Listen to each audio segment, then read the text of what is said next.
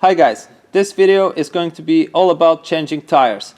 While this is a simple thing to do, I've seen many people doing it and well, leaving quite some room for improvement. So I thought, let's make a video where I show all the small bits and pieces that you need to remember along the way to do it correct. So let's just go ahead and start. Before you do anything, it's always a good practice to put some lubrication on the bolts.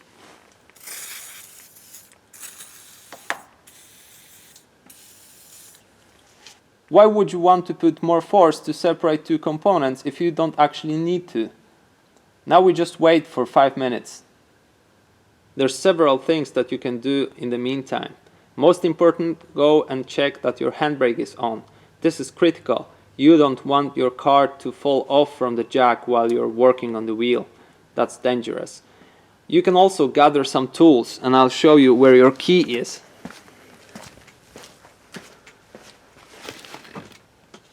It's just here.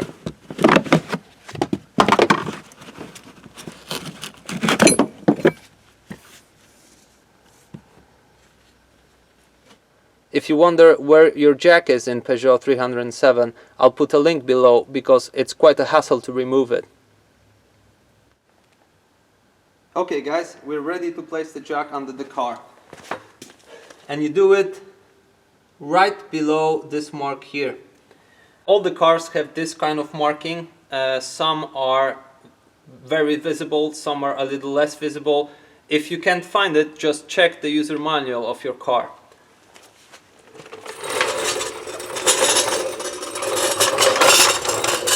As you see, I use a bit bigger jack just for my convenience, but you can as well fit the small jack here.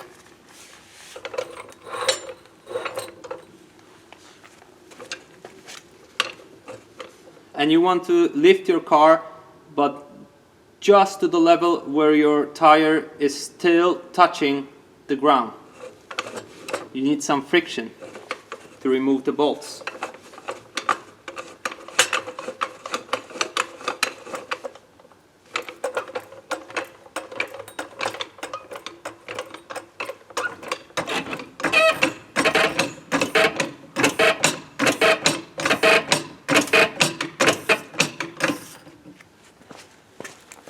You see, I can't move it, but it's already quite high up.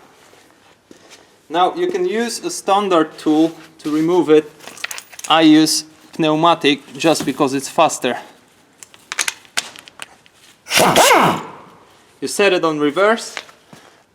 For you guys that use the manual tools, you want to turn the bolt counterclockwise to remove it.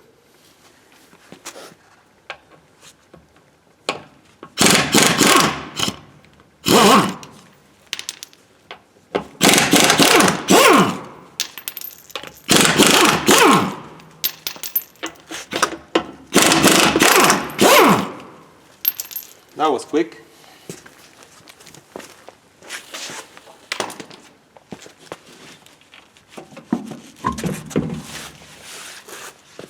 Well, before removing it, you could also elevate the car a bit higher up. But it was just enough. Now that the wheel is off, you have good access to check the brake pads and the braking disc thickness. You check the brake pads visually and you check both of them on each side of the braking disc. They should wear out evenly, but just to be sure you check both of them. Now for the braking disc, you check the thickness using a tool. You can use different tools. I use a caliper, and basically the important thing about the tool is that it should have a gap here on the bottom, and this is to account for rusty edge. You don't want to measure the rusty edge, you're only interested in the thickness of the braking disc where it comes in contact with brake pads. And now how to do it.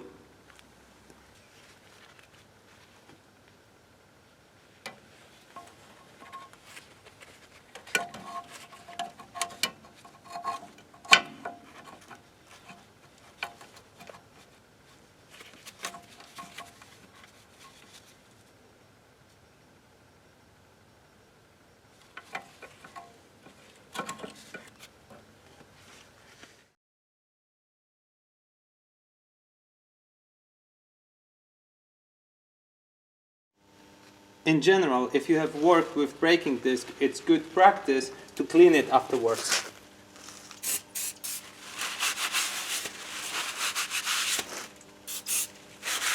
You use alcohol to remove all traces of grease.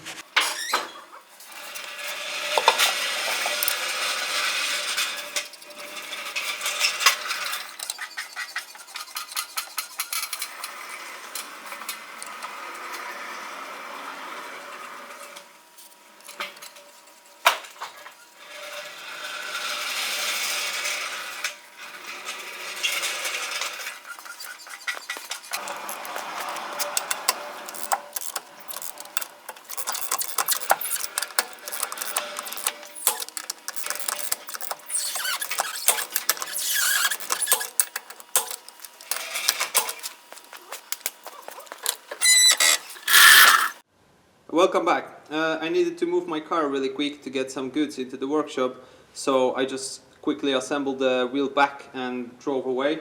Now I'm going to get to that stage with another wheel and show you guys what to do next. Okay guys, this is where we finished. This is a good practice to clean the surface from time to time. I cleaned it last time I replaced wheels, so I won't do it now. But basically, if you want to do it, you take a wire brush and you start cleaning. And then at the end, remember to wash the braking disc surface to leave it without any debris and grease. Another thing you should do before assembling the wheel back is to clean the threaded surface and the interface surface of your bolts. Basically, in order to do it, you use a wire brush and you remove any debris from in between the threads and from the surface. I have done that on this bolt, so that should be okay. When you clean your nut, use compressed air to remove the debris from in between the threads and from the surface. And when you've done that, apply copper paste. You can do it from one side only, because when you screw in the bolt, copper paste will be distributed among all the thread surface.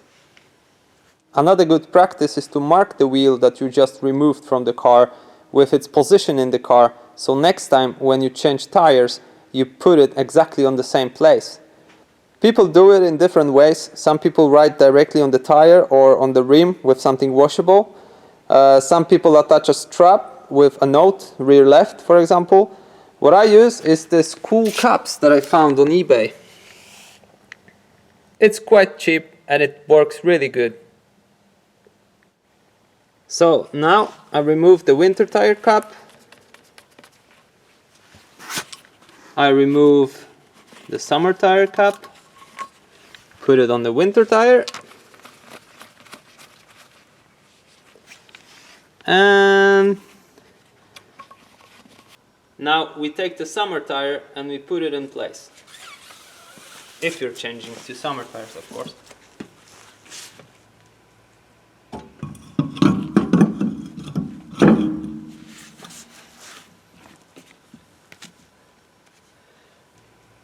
We take our bolts with copper paste on.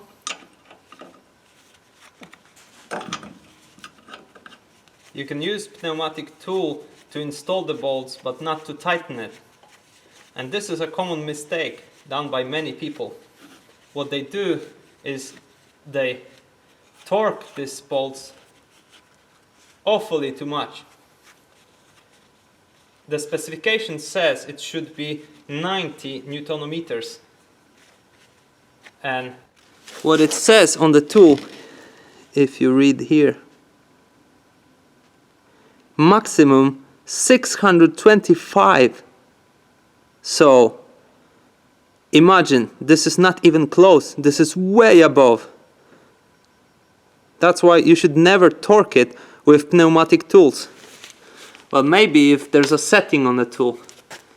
Imagine you're an engineer, you've created a connection and calculated it to be 90 Newtonometers. And then you say to people that they are safe to use it with 90 Newtonometers. And people say, I don't care, I'll just put 600 on it. It just doesn't make any sense, and you never calculated it to 600. You can actually destroy the thread. And by all means, don't go below 90, but be reasonable. Don't use 600 when it says 90. What I'll use, since this is 12-year-old car and I'm not the first owner, and the threads of the bolt and the threads inside the hub, they're not new, so I'll not use 90 because that's maybe for a little better conditions, but instead I'll use 115 or 120, but not 600, guys. This is what you should use for this purpose. This is adjustable key that you basically adjust to what you want. And as you can see, I have adjusted it to 120.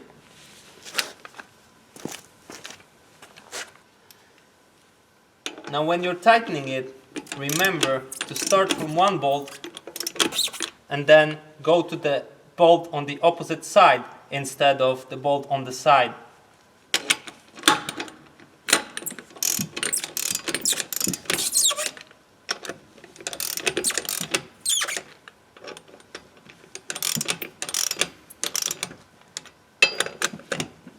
And you wait for the click.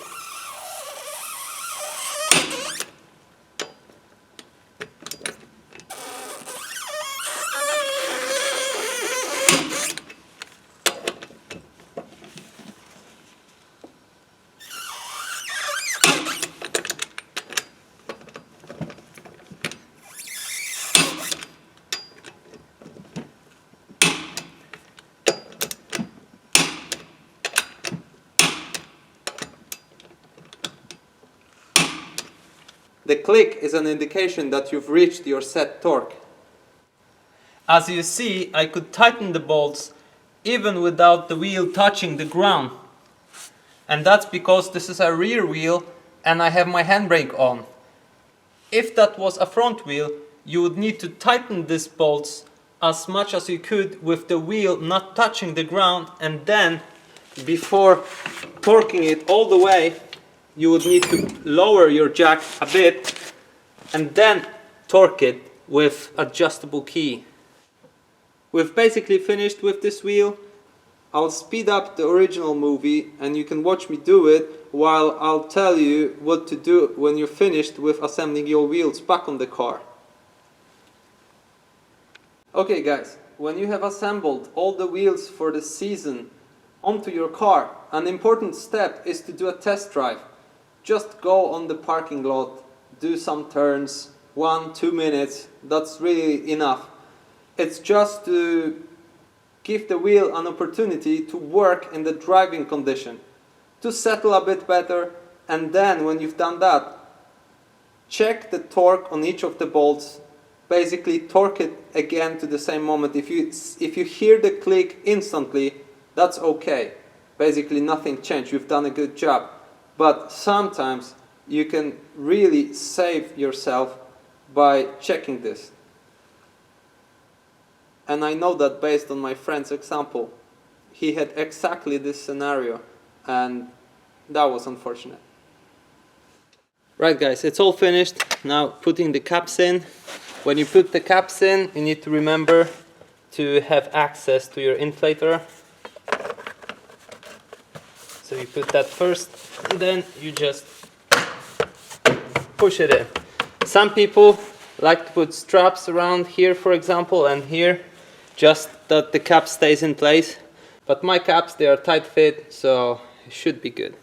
Last but not least, remember to inflate your tires after you have mounted them on the car.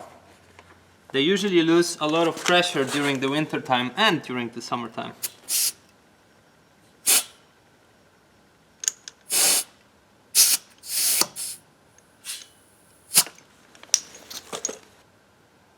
This one was pretty accurate.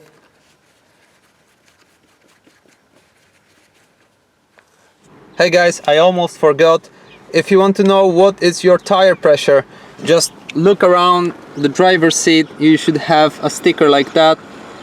And now you can see here, this is the front tire pressure, the rear tire pressure if you don't have any load, and if you have, or minimum load, and if you have a large load, you have 2.5, same as without any load on the front, and 3.2 on the back. That is for Peugeot 307 SW from 2005.